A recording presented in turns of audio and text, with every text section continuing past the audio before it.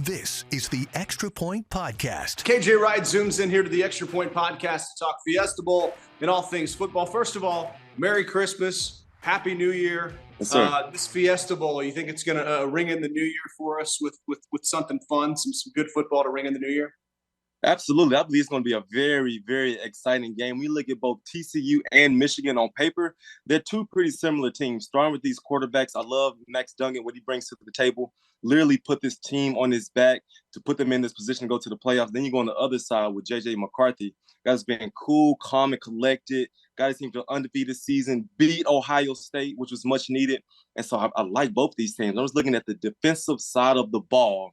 And we all know as a former linebacker, defense wins championships. And I believe that Michigan definitely has an edge in this, top 5 in all categories. Their physical presence is what scares me with this TCU team. And so I like this matchup, but the dominance and the physical presence that the Michigan Wolverines bring will be a little too much for TCU. Yeah, and you get in those high-pressure situations, especially with college kids. How does the pressure impact a game like this?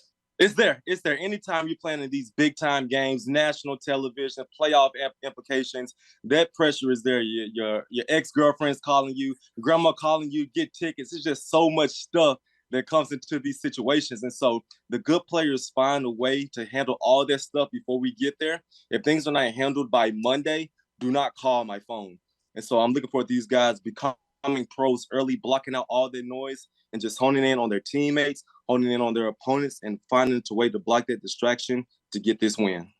You know, it's taken Harbaugh a while up there in Ann Arbor to get it going, but is this going to be the thing that just really, I guess, gets his team into the end zone per se? And when you look at that Ohio State-Michigan matchup, does this turn the tables if he gets a win?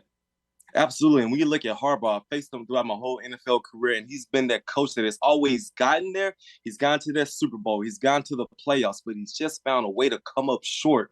And so I need Coach Harbaugh to, first of all, put together the game plan of his life, call the best game of his life, and get his team to the national championship and actually win it this year, because he's well-respected across the league, well-respected in college football. But one thing that's holding him back, when you talk about greatness, when you talk about being in the Hall of Fame, he wants to have that national championship attached to his name. So he has got to get it done this year. How much does this college team sort of resemble any of the pro teams that you played against? Obviously, Kaepernick was a different – I mean, there's no Colin Kaepernicks right now in college football. Yeah. But when you watch a Jim Harbaugh team, what's kind of their hallmark? It's two things. First of all, they have a phenomenal running game. They had Frank Gore all those years when I played, and he has that with this Michigan team now. So they want to control the game via the line of scrimmage, and that opens up the play action, get the ball downfield. And Jim Harbaugh has always had a phenomenal defense. They're going to control the line of scrimmage. They're going to be dominant. They're going to be physical. And they're going to always have a great game plan on the opposite side of the football. And so you look at this team that he had with the Niners when he was special. We look at this Michigan team. They are now special now. And so they look very similar. And he's going to have his imprint on his football game. And he hasn't wavered in his coaching style at all. And, you know, I don't think anybody's beaten Georgia. I think we saw that week 1 against Oregon. But – you know, if we got Michigan, Ohio State, if the Buckeyes were able to pull out a win over the Dogs, do you think the college football collective would lose its mind if we got Michigan and Ohio State in the national championship game? I think that would be great for the nation. Let's run it back. This rivalry has just always stood out as the top 3 rivalries in college football. These teams cannot stand each other. They always, deciding who's going to go to the Big Ten championship with this football game. So absolutely, we saw Alabama play all those years in the national championship. I want to see something different. And for Ohio State and the Michigan to play in another game or rematch for all the marbles, this would be fun to see. You know, one man stands in the way, though, Max Duggan of TCU, and he put his team on his back in the Big 12 title game. They didn't win, but I think he garnered the respect of people around the country. So when you look at him, how does his skill set translate to the pro game?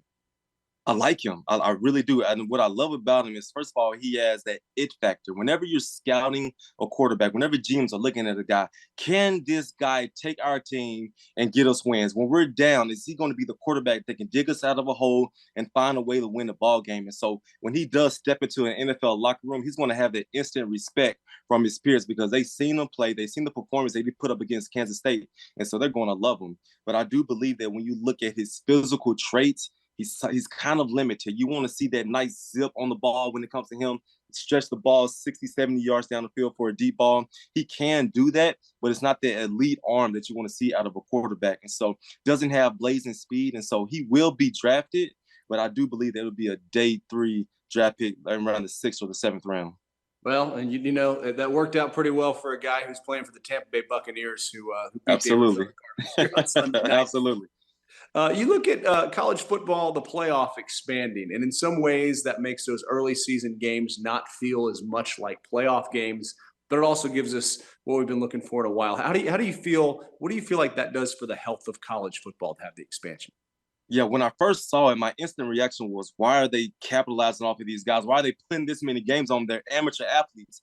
But the reality is that these college players are professional athletes. When you talk about the NIL deals, the salaries that they're getting, when you talk about the transfer portal via free agency, these guys are professional athletes. And so I love that they have 12 games.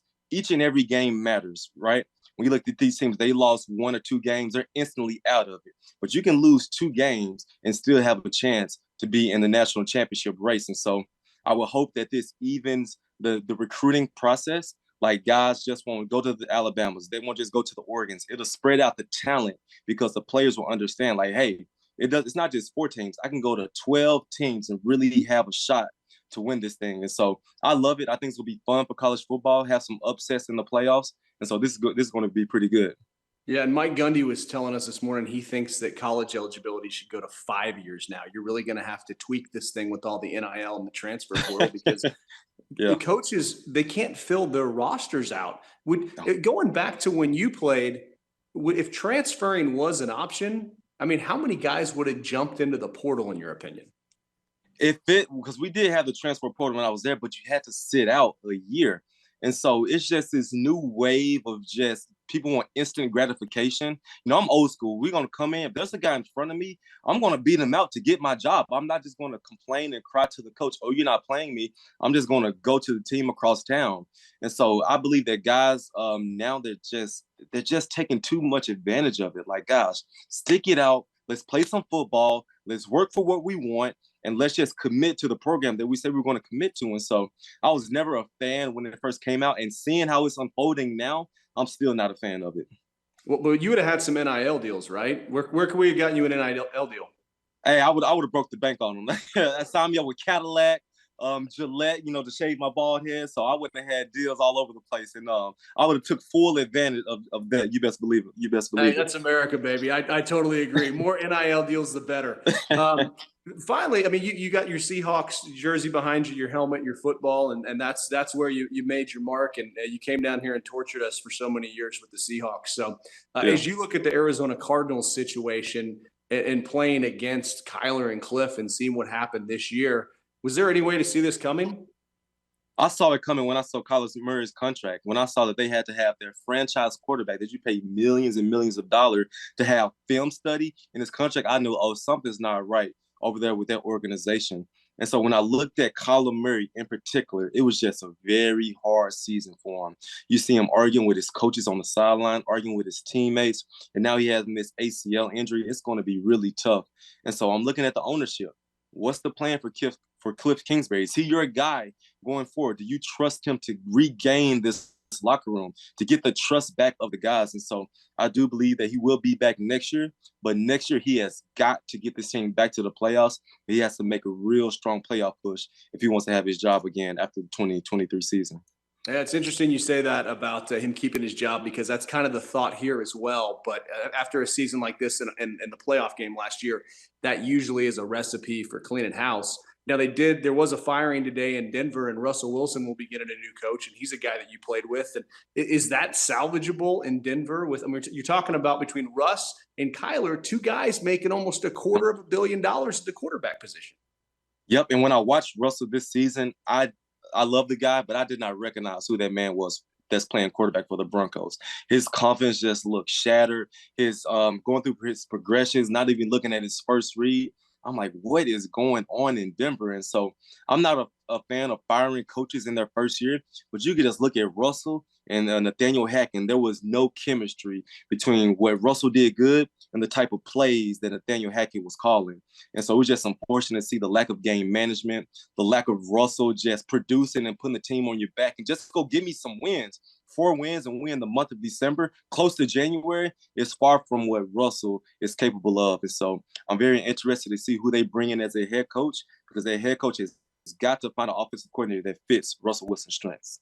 And what would Pete Carroll have had you guys doing, like eating lollipops and singing songs? And isn't he coach The Sky's Always Blue? Yeah. Coach, man, I'm sure he's like laughing on the inside seeing Russ having these 4 wins. But he as well is going to be really happy with these draft picks that he got from this Russell Wilson trade. You look at the Seattle Seahawks team on the brink of making the playoffs, but they can't stop the run and save their lives. And so we'll see how these last 2 games go. But Coach Carroll is building something special in Seattle. He has a lot of draft capital. A lot of his rookies had a lot of success this year. So they're brewing up something special in Seattle. Watch this team being a Super Bowl caliber team in about 2 to 3 years. Oh, you heard it here first. I Yes, think sir. that means, though, that you need to make a comeback. Oh, man. Oh, I wish I could, but these knees don't work like they used to. It's funny you say that. When I decided to retire, I went to the GM, John Snyder. I said, hey, man, I played with the Raiders, had a great time. But the only team that I'm going to play for in my 12th year is the Seattle Seahawks. Can we work out a deal?